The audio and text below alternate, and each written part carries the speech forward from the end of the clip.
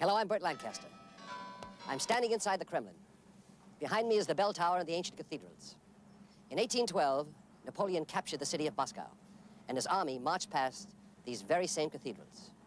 Shortly thereafter, the Russian army pushed the French back to the area of Belorussia. One of the heroes of that war was Prince Bagration. That is why the Soviets called their plan to free Belorussia Operation Bagration. It was the northwestern part of the Soviet Union that the Nazis occupied for 3 years during the unknown war.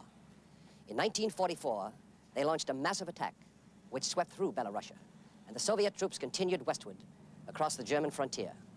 Our story, the liberation of Belorussia.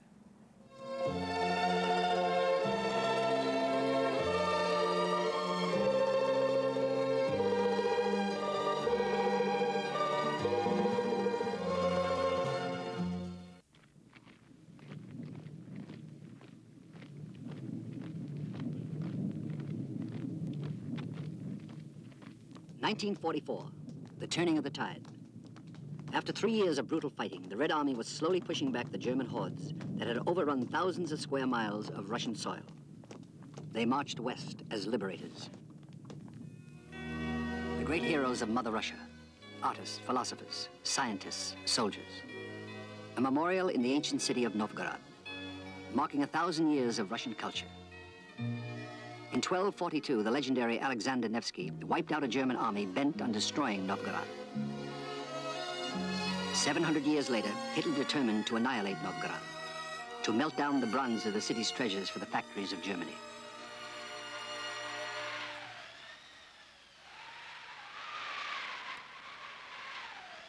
Hitler almost succeeded. Almost. After the war, Novgorod was restored to its ancient beauty. In 1944, Hitler had told his troops, none of the historic or artistic treasures of the East are of any importance. The German supermen reduced Novgorod's venerable cathedral to rubble, crushed its domes, hacked through its priceless frescoes.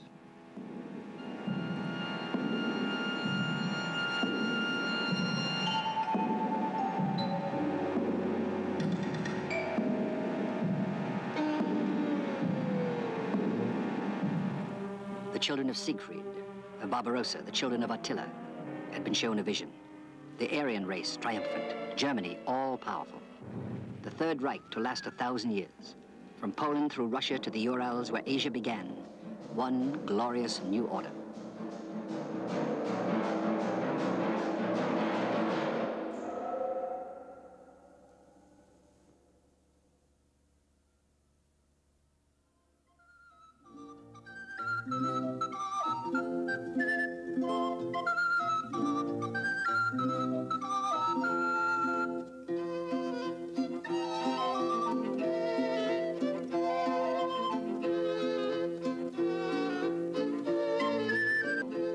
That new order involved, of course, the extinction of the Untermensch, the subhumans of the East, and all their civilization.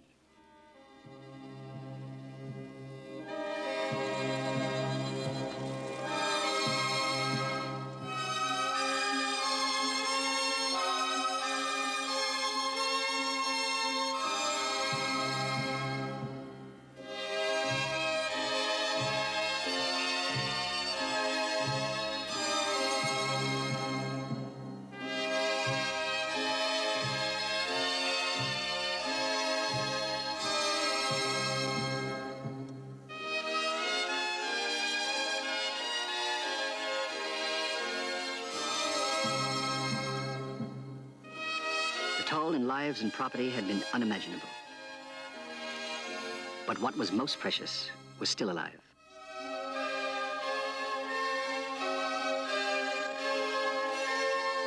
It had been 3 years of horror. But now, in 1944, the Red Army had come back over the long and winding road the Germans had trod towards Moscow.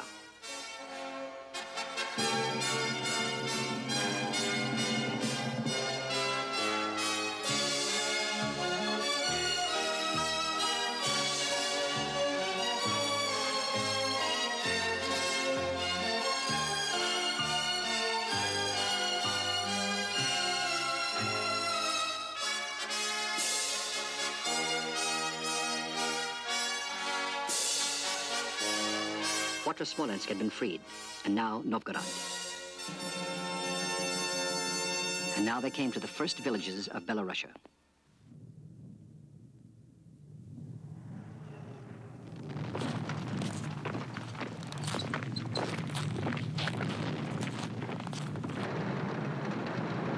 Through the winter, the Red Army slogged westward along hundreds of miles of front. Morale was high.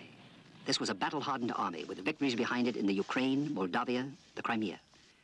They were a broad tide of liberation. As winter turned to the mud of spring, they waited. With summer would come the campaigning season and the offensive that would hurl the Germans out of Belorussia for good.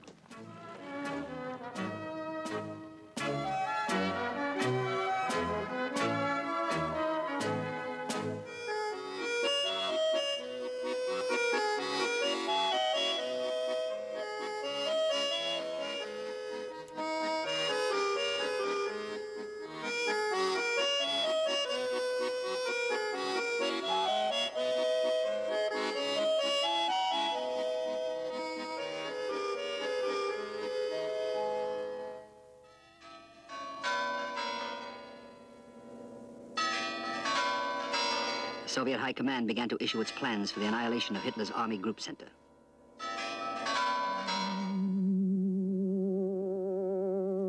Four great Soviet army groups would strike simultaneously, liberating Belorussia, then breaking through to the Baltic, East Prussia, and eventually Warsaw.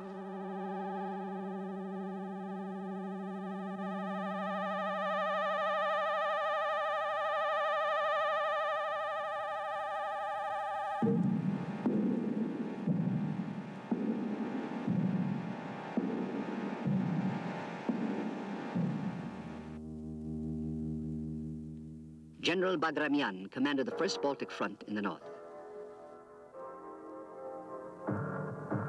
General Chernyakhovsky had the Third Belarusian Front.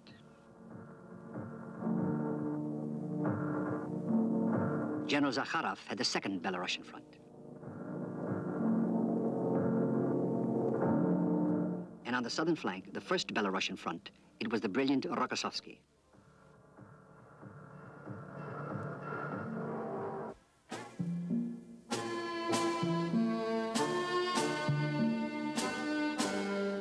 Operation Bagration moved into gear on a front over 300 miles long.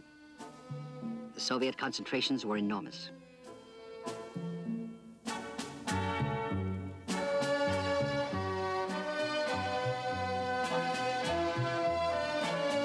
June 4th, 1944, Marshal Vasilevsky arrived from High Command headquarters. On June 5th, Zhukov. It was almost time. As the Soviets awaited HR, there came spectacular news. It was June 6th, D-Day, the longest day, the long-awaited Second Front in the West.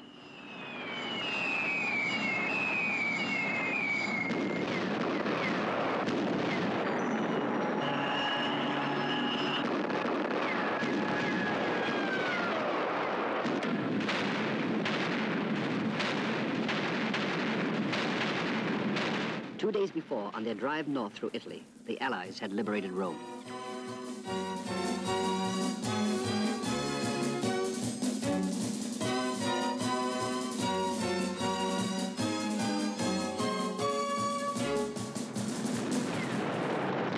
By the end of the day, the Allies were ashore in strength in France and readying themselves to strike inland and begin the final act.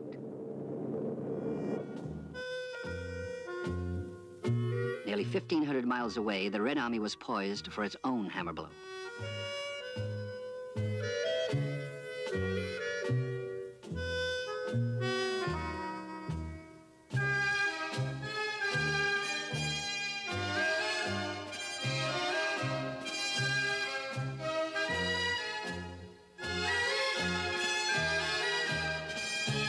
On land and in the air, Soviet superiority was nearly 4-to-1 in planes, 6-to-1 in tanks, 2-to-1 in men.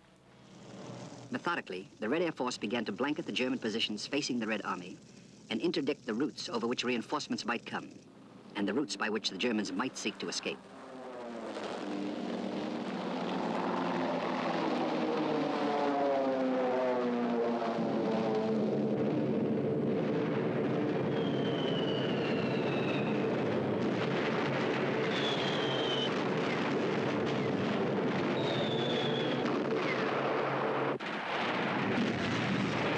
Soviets wanted no escape.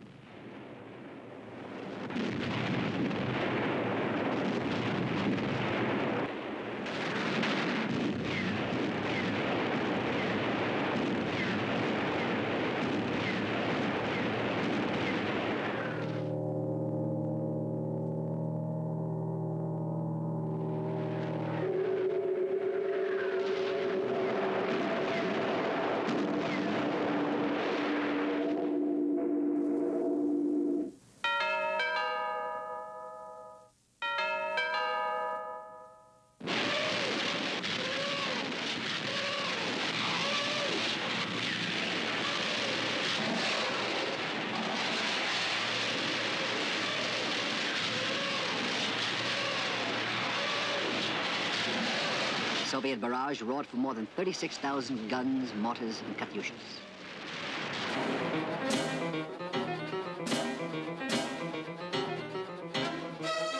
Behind it, the assault infantry, nearly 2.5 million men, waited.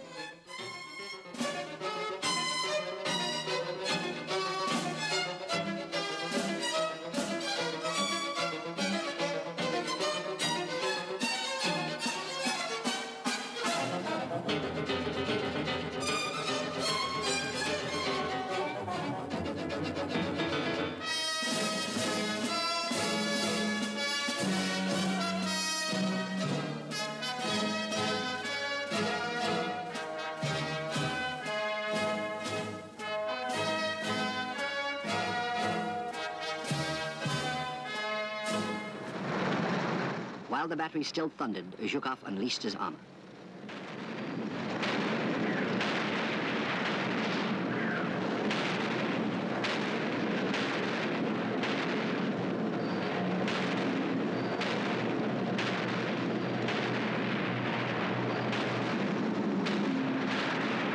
Zhukov's power was fearsome. 118 divisions of infantry, 43 of armor, and 36 more divisions in reserve. The threat was so great that despite the Second Front in Normandy, all available German troops were hurried to the east.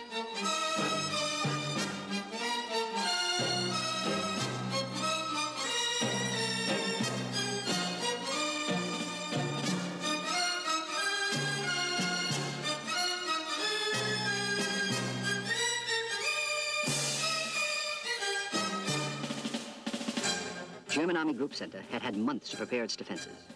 The Germans were famous for the strength of their bunkers, and they held them with tenacity. Under the savagery of the Soviet attack, the Nazi defenses crumbled overnight.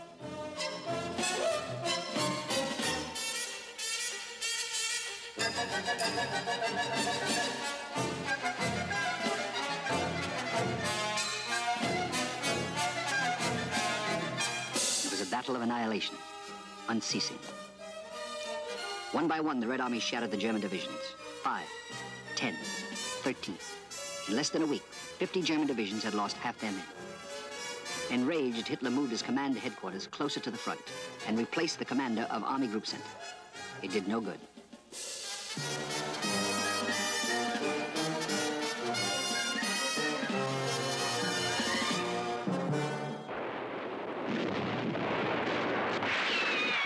In 6 days, Zhukov had torn the German line to shreds.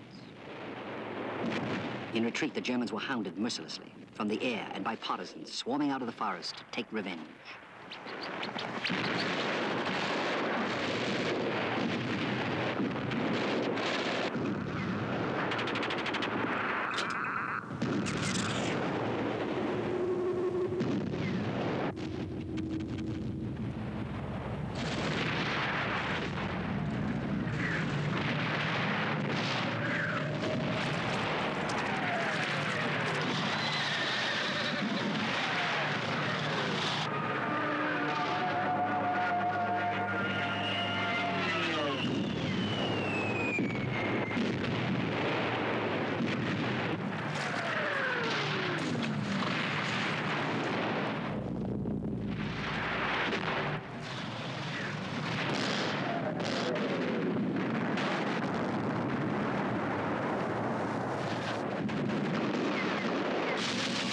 The Soviets drove 90 miles to the west in those 6 days, liberating town after town.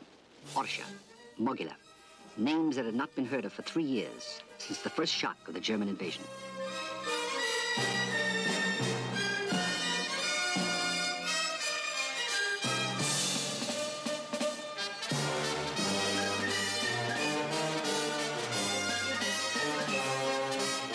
Winston Churchill said, "The Russians have torn the guts out of the German army."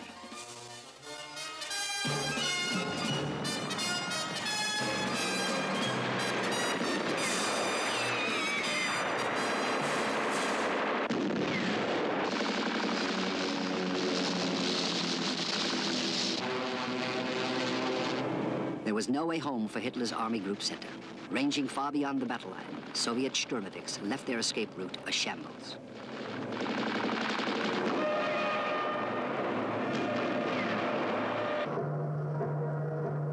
Six German divisions were surrounded at Belorussia.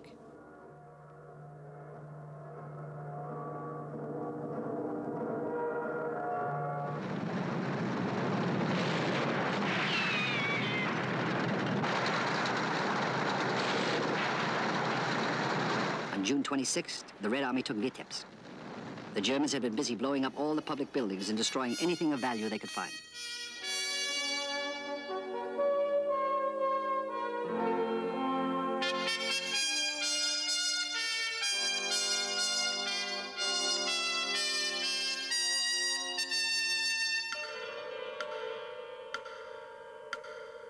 Now they were powerless to inflict further damage.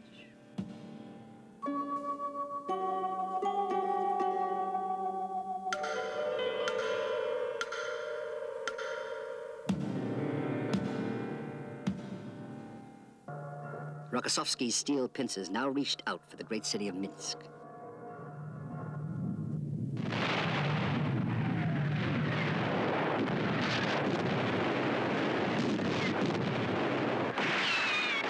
They trapped over 100,000 Nazis there in a ring of fire. At dawn, on July 3rd, the Soviet tanks cracked the German defenses and Soviet infantry poured into Minsk. There was a day of heavy fighting in the midst of the flames, but by evening, the capital of Belorussia was free.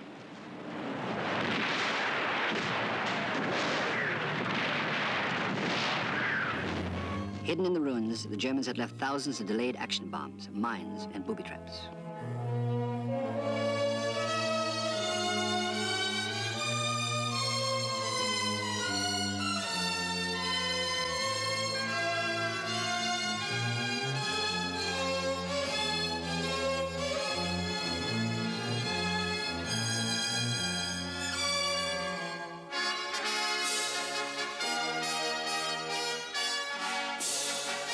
People emerged from their cellars and shelters to thank their liberators. What had seemed a deserted city came alive.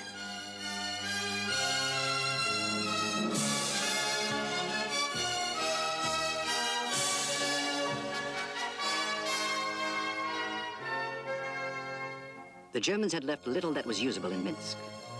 No public buildings, no stores, no libraries, movie theaters, hospitals, no factories, no homes, no place to work, no place to sleep.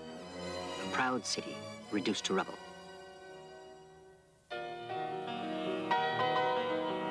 Today, Minsk is a gleaming city of more than 1 million people, prosperous and trim.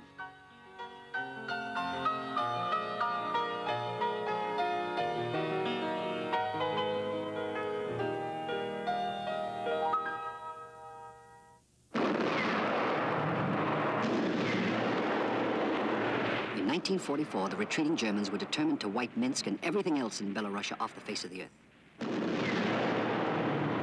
They blew up factories, ravaged farms, slaughtered livestock, put villages to the torch, destroyed communications. They even invented special machines to do it with German efficiency.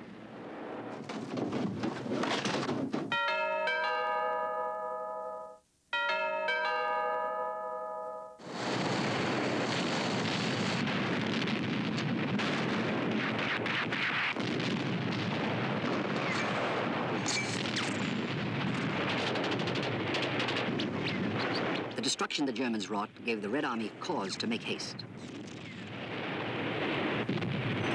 When it was over, it was hard to know just what to do. First they wept for vanished homes, for loved ones lost, for themselves, for all humanity.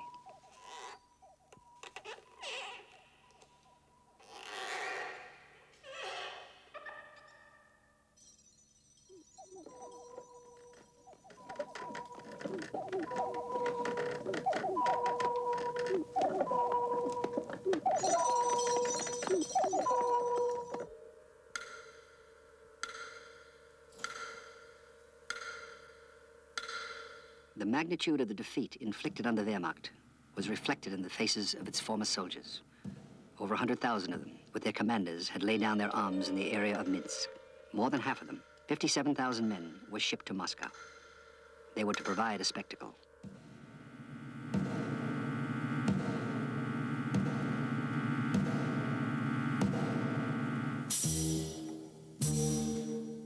July 17th, 1944. The parade of the Supermen, the Herrenvolk.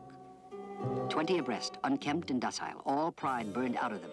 They shuffled in embarrassment down the broad boulevards of the Soviet capital.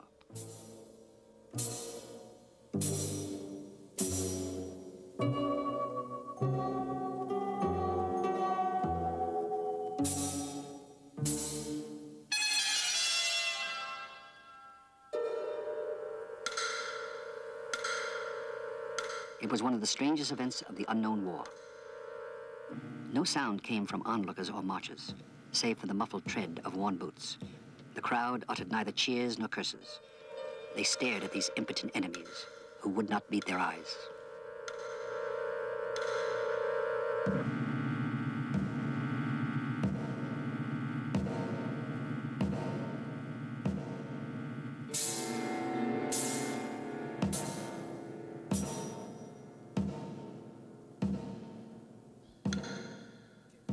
During World War II, two small European villages, Oradour-sur-Glane in France and Lidice in Czechoslovakia, received worldwide attention because of Nazi atrocities inflicted there. One more village should be remembered as a symbol of the unknown war, Katyn in Belorussia. One morning in March of 1943, Hitler's SS troops marched into Katyn. They accused the villages of assisting the partisans in their underground war against the Nazis. They may well have been right. They rounded up every single person in Katyn, women, children, the elderly, everyone. They forced them into a barn, which stood on this very spot. They locked the door, and they set fire to the barn. 149 villages, including 75 children, were burned alive. By some miracle, Joseph Kaminsky, the village blacksmith, escaped. When he returned, he found his wife and 3 of his children had perished. His 15-year-old son, Adam, was barely alive and died minutes later in his father's arms. Today, there is no village of Katyn. There is only this memorial of Joseph and his son to keep alive the memory of this inhuman act of war. 9,200 other Belarusian villages were burned to the ground by the Nazis. 1 out of every 4 Belarusians, 2,230,000 persons, were murdered in Belorussia during 3 years of Nazi occupation. The bells of Katyn, they toll for the dead. They toll so that we will not forget.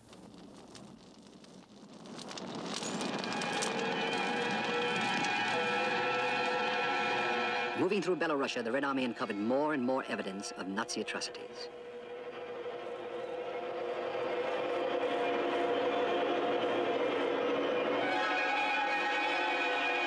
However much time might pass, the Russian people would never forget.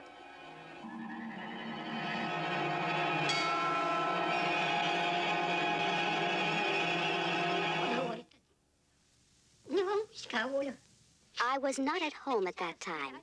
And then my neighbor came and said, they shot your child and your mother. This woman's entire family was destroyed. She refuses to forget.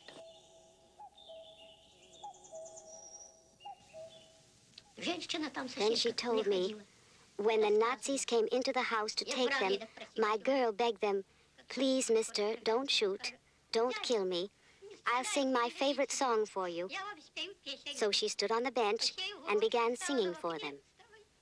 The Nazis took many people and shot them. They brought them into the schoolyard and killed them all. The Nazis had created winter in millions of Russian hearts.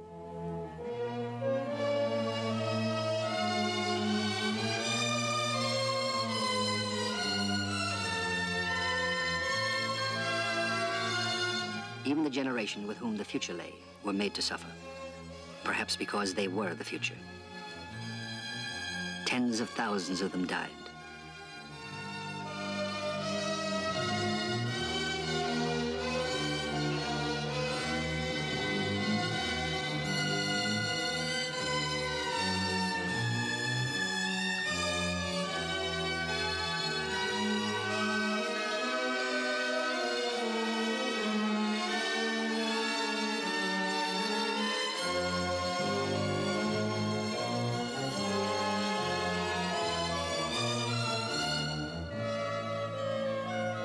Orphaned, starving, wounded, sick, mentally brutalized, all bewildered.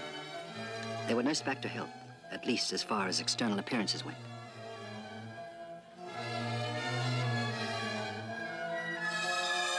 The road to Hattin has found its own peace.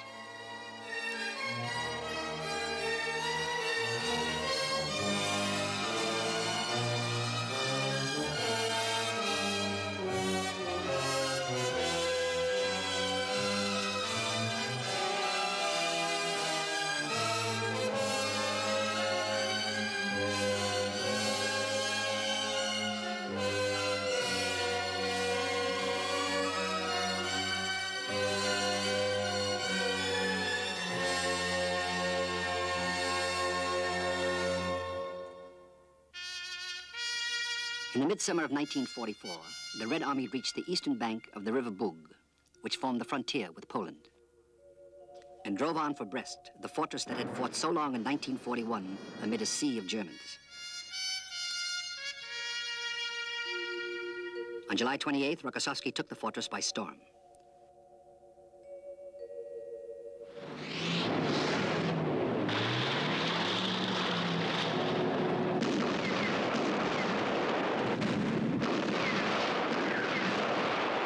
Then the Red Army plunged across the Bug. Poland lay ahead of them.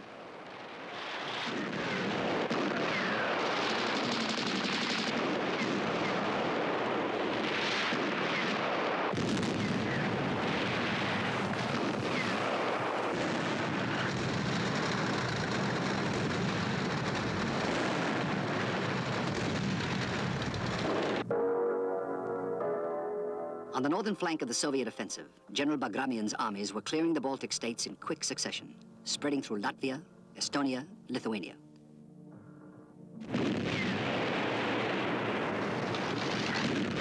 Among the first to enter these newly liberated areas were units from the Baltic states, fighting to reclaim their homelands.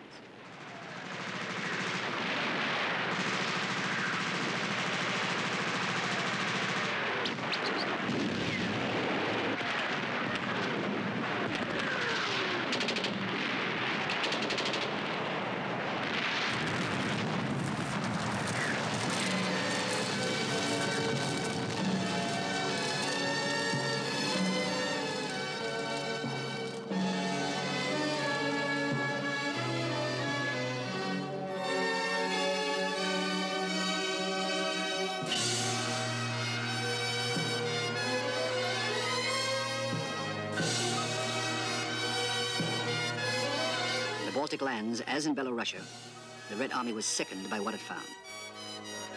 The camp at Kluga, all that remained of 2,000 human beings, most of whom were Jews. Shot, then stacked like cordwood for disposal.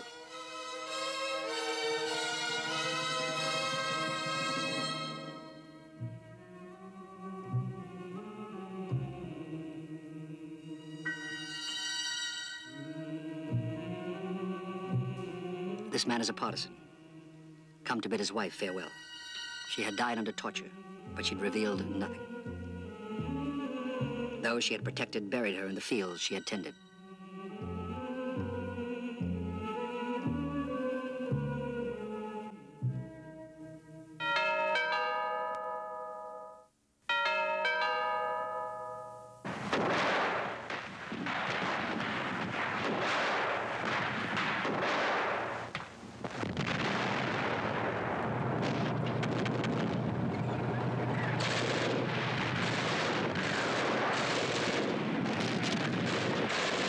As the summer ended, General Bagramian had the sea at his side. Kaunas and Šiauliai fell to him. Then Tartu, Narva. On September 22nd, Tallinn, the capital of Estonia.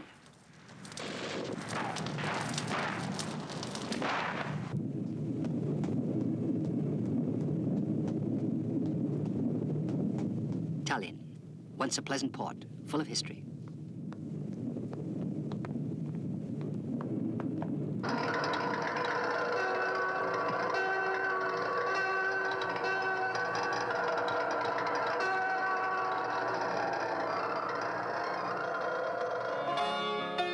A month later, on October 22nd, Riga, capital of Latvia was reclaimed. Finally, the Baltic shoreline was swept clean of Germans.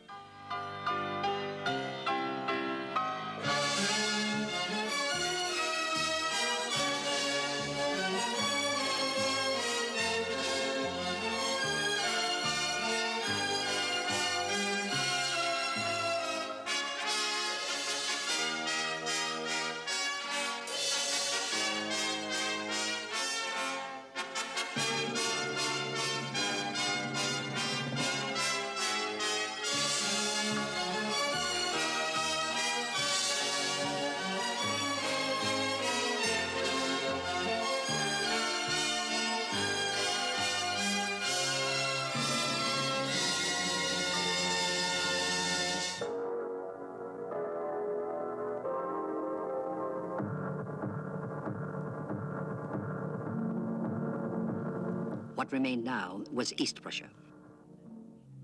That was the mission of General Chernyakhovsky, at 38, one of the youngest of the Soviet commanders. He was both brilliant and energetic.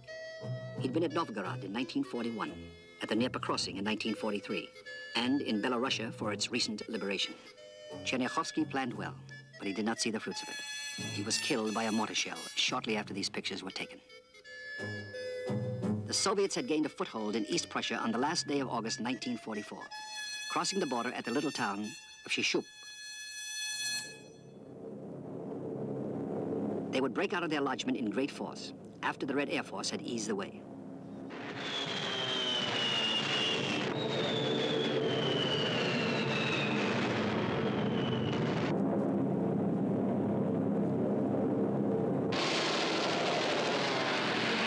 The American and British air assault was also pounding German troop dispositions and communication centers.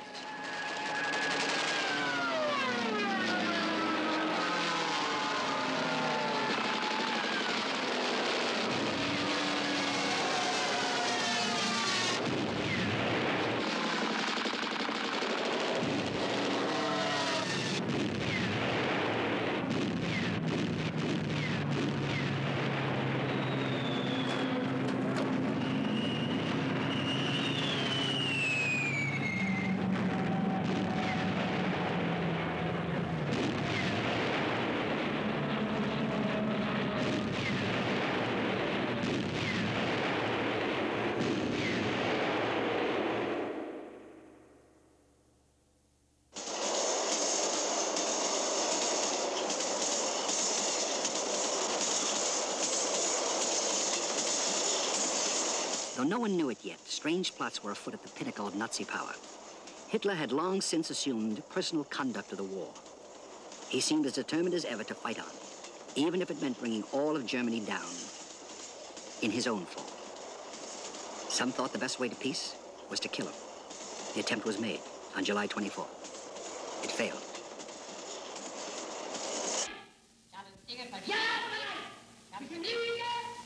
Some of the conspirators were shot out of hand. Some committed suicide. Those who lived were tried as traitors by a corrupt and cynical judge. All were humiliated. All sentenced to death.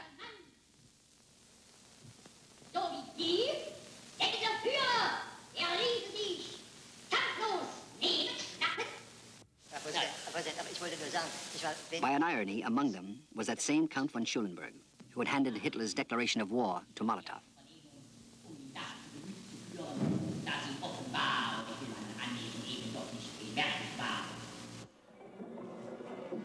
His power still supreme, Hitler ordered preparations for a long defense.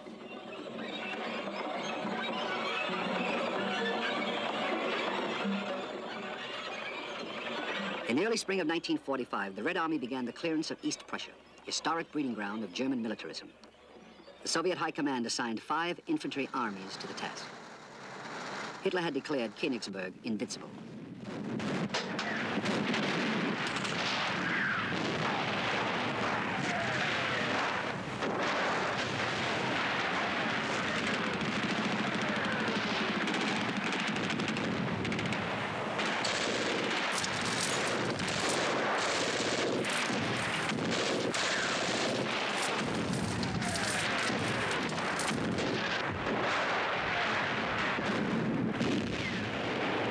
the end of the second day's fighting, the Soviets had taken 130 city blocks and 3 fortresses. On April 9th, all Königsberg, the capital of East Prussia, was in their hands. Königsberg, city of Field Marshal Hindenburg, soul of Prussian military virtue.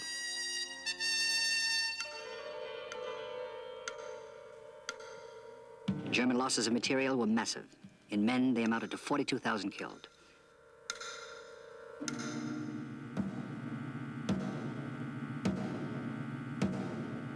$92,000 were taken prisoner at Königsberg.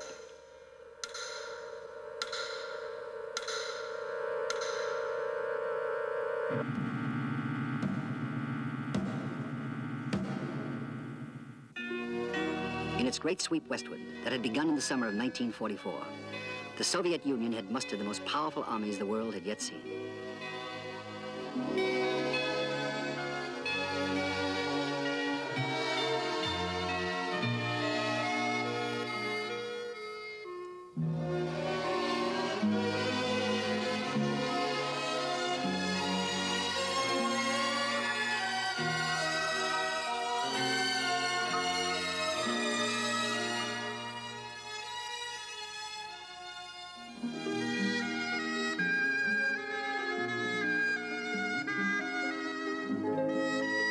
It had begun as Operation Bagration, named after the prince who had died on this field in action against Napoleon.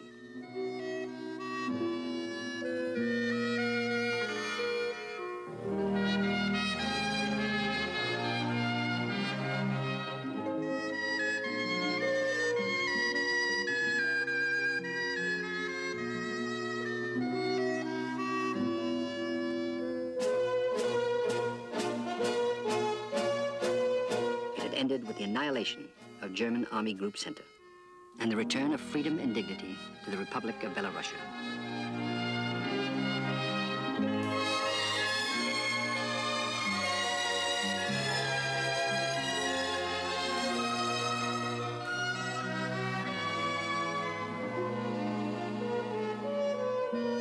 Four million men had fought that battle, with 62,000 guns, 7,500 tanks, and more than 7,000 planes. The Soviets had obliterated 26 German divisions, inflicted losses of 60 to 70% on 82 more. It had been a bloodletting as terrible as any in the unknown war.